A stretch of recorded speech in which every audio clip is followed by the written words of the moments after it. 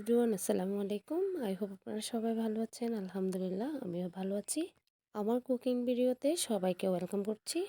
আজকে আমার কুকিংয়ে থাকছে আলু বেগুন দিয়ে পাঁচমিশালি মাছের চচ্চড়ি। এখানে ছিল আমাদের পুকুরের টাটকা ফ্রেশ টাকি মাছ, পুঁটি মাছ এবং ট্যাংরা মাছ। সাথে ছিল দেশি আলু এবং আমাদের নিজের হাতে লাগানো গাছের বেগুন। সামান্য হলুদ এবং লবণ মেখে আমি মাছগুলা আস্তে একটু ভেজে নিব। খুব বেশি করে ভাজার কোনো প্রয়োজন নাই। তারপর আলুগুলা ভেজে নিব, তারপর বেগুনগুলাও ভেজে নিব।